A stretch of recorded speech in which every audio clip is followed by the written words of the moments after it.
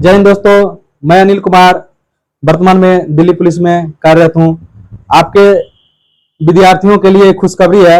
Bihar SSC के द्वारा नई वैकेंसी अनाउंस कर दी गई है और आज मैं आपको इस वैकेंसी के बारे में बताऊंगा कि क्या कैसे क्या करना है, सिलेक्शन प्रोसेस क्या है, पूरे देख लीजिए एक बार। बिहार एसएससी के द्वारा ये वैकेंसी आया है अपर सांख्यिकी पदाधिकारी या प्रखंड सांख्यिकी पदाधिकारी का लेवल 7 का जॉब है। ये लेवल 7 का जॉब है। इसके बारे में हम डिटेल बताएंगे। ये आप देख लिए, नोटिफिकेशन नंबर दिया हुआ है इसमें 125 है, इसका विज्ञापन संख्या 125 का है। आज डिटेल हम बताते हैं कि इसमें सिलेक्शन प्रोसेस कैसे है, कैसे फॉर्म भरिएगा, कब से इसका फॉर्म भरने का तारीख है, आपको अगले पीपीटी में हम बताते हैं आपको इसका क्या है।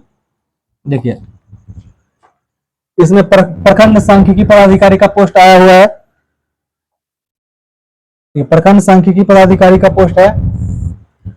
ऑनलाइन डेट है इसका, जो नोटिफिकेशन है वो भरने का, जो ऑनलाइन डेट है जो चालू होगा फॉर्म भरने का वो 1/4/25 से, यानी 1/4/25 से चालू होगा और 19 तक भरा जाएगा। यानी कि कम ही समय है इसको भरने के लिए।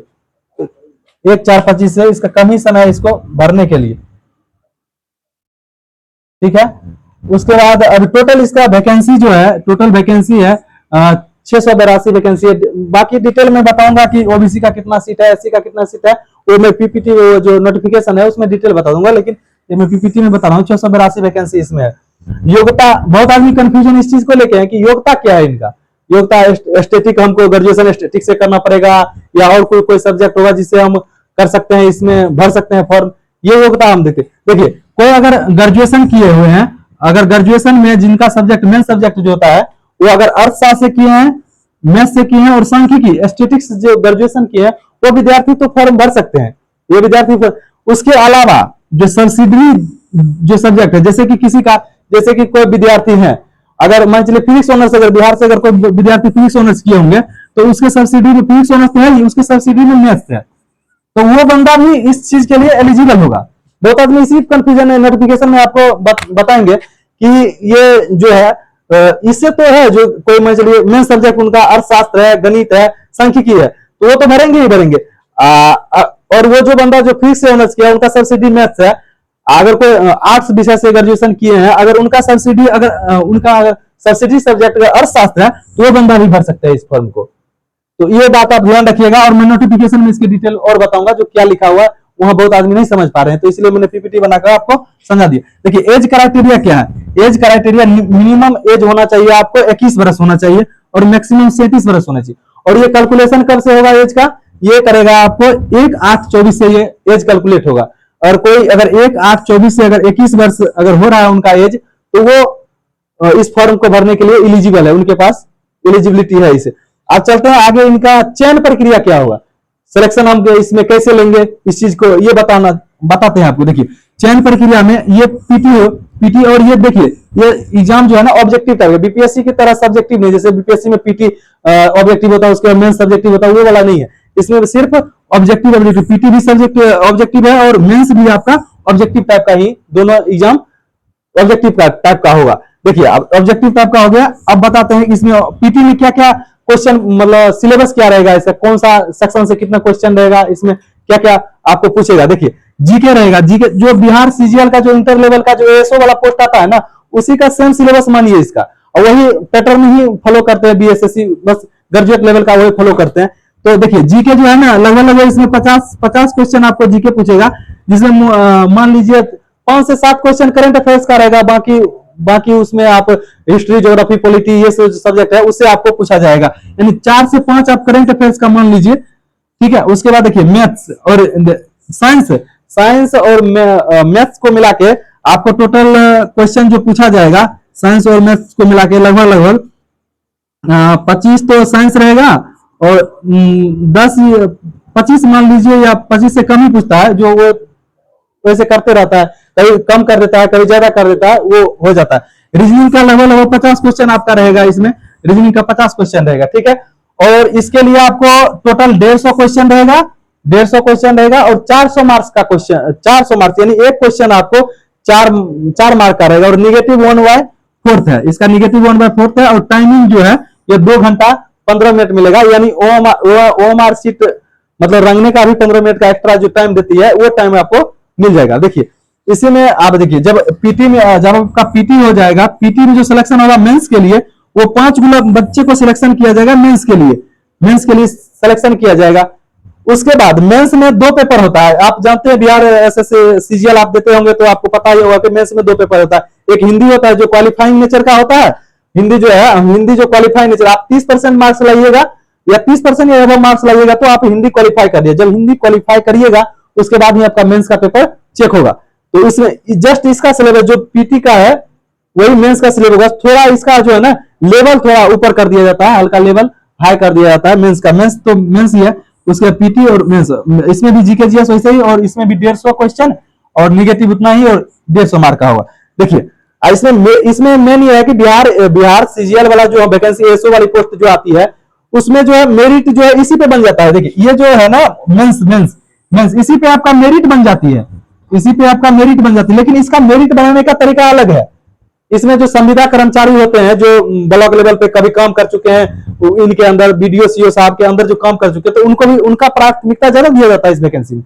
तो ये चीज आपको इस चीज में ध्यान देना होगा। जैसे कि आप मान चलिए मेरिट तो इसी पे बनेगा, इसमें मेरिट बनेगा तो इसमें क्या करेगा कि 75, जैसे कि आपका अगर 100 मार्क्स लाए हैं तो इसका मात्र 75 नंबर से काउंट किया जाएगा। ठीक है, 75 नंबर काउंट किया जाएगा। और जो कर्मचारी संविदा पे पहले काम कर रहे हैं, अगर मान चलिए यहां लिखा हुआ है कि प्रति कार्यवर्ष 5 अंक मैक्सिमम, यानी टोटल 25 अंक। अगर कोई कर्मचारी मान चलिए 2 साल से संविदा पे काम कर रहा है तो उनको टोटल कितना मार्क्स मिलेगा 2 साल के लिए? 1 साल के लिए उसको 5 मार्क्स मिलेगा, इसलिए 2 साल के लिए यानी 10 मार्क्स ही उनको मिलेगा इस मेरिट को बनाने के लिए। आपको कह देगा कि नहीं हमको तो 10 साल से नौकरी कर रहे हैं तो हमको इस हिसाब से तो 50 मार्क्स मिलना चाहिए। मैक्सिमम का भी क्राइटेरिया है कि आपका काउंट होगा मात्र 5 साल के लिए और 5 यानी 25 ही आप मार्क्स मैक्सिमम इसमें ले सकते हैं संविदा कर्मचारी। इसके अलावा आपको ज्यादा मार्क्स नहीं दिया जाएगा।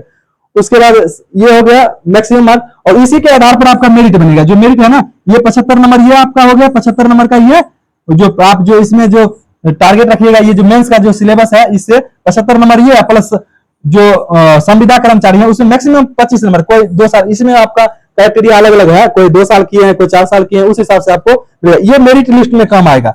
ये मेरिट लिस्ट में काम आएगा। जो जनरल कंपटीशन का जो बच्चा कई संविदा पे काम नहीं किए हैं, जो जनरल तैयारी कर रही है, तो आपको फाइट इसी में करना है। आपको ज्यादा फाइट करना है, ज्यादा से ज्यादा इसमें नंबर लाना है ताकि आपका सिलेक्शन हो जाए। इसमें ये तो आपके हाथ में नहीं है, लेकिन ये आपके हाथ में है।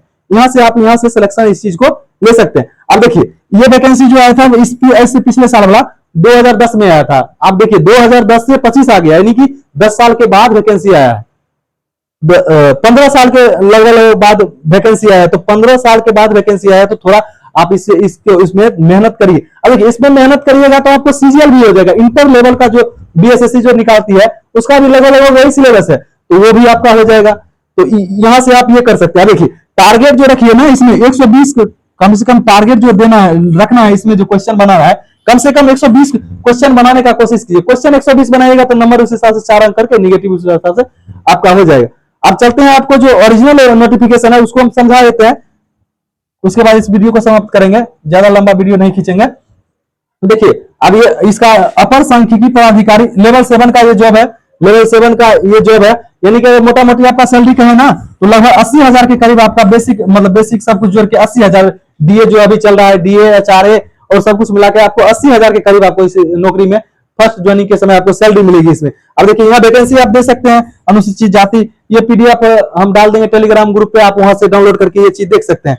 यहाँ से देख सकते हैं कितना टोटल, इतना महिला के लिए 35% आरक्षण है, जो 231 पोस्ट इनके लिए रिजर्व है। उसके बाद मैं आपको एक बार क्वालिफिकेशन के बारे में बता। देखिए यहाँ लिखा हुआ है शैक्षणिक योग्यता मान्यता प्राप्त विश्वविद्यालय से अर्थशास्त्र होना चाहिए, गणित होना चाहिए, एस्थेटिक होना चाहिए।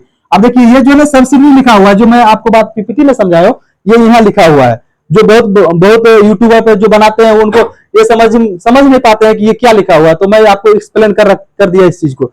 और आगे आपको पीपीटी में बताते हैं और क्या है इसमें, बाकी सिलेबस दिया हुआ है या और कुछ तो इसमें है नहीं। आगे बताते हैं आपको।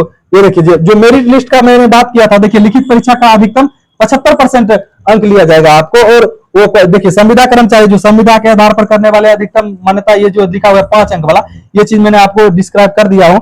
अब देखिए निगेटिव दिया हुआ है, देखिए 4 मार्क्स दिए हुए, देखिए 4 अंक दिए जाएंगे। निगेटिव टाइमिंग होगा 2 घंटा 15 मिनट का, ऐसे करके पूरा दिया हुआ है। आगे आपको दिखाते हैं। बाकी मोटा सारा चीज तो लेवल आपको बता दिए हैं। इसमें सामान्य विभाग, प्रशासन विभाग का ऑनलाइन कंप्यूटर बेस्ड या ऑफलाइन मोड में आयोजित की जा सकती है। अभी ये क्लियर इन्होंने किया है कि ऑनलाइन करेंगे, कि जैसे बिहार सीजीएल का भी लेते हैं ना, तो उसमें भी पता नहीं चलता अभी ऑनलाइन है ऑफलाइन है, तो ये चीज इन्होंने अभी मेंशन कर रखा है। तो देख आप, अभी आपके पास बहुत अच्छा मौका है दोस्तों, इसमें तैयारी में लग जाइए, इसका तैयारी कीजिएगा तो साथ साथ बिहार सीजीएल का भी हो जाएगा और इंटर लेवल का भी हो जाएगा और सारा इसी में आपका हो जाएगा। इतना ही बता के बहुत बहुत धन्यवाद।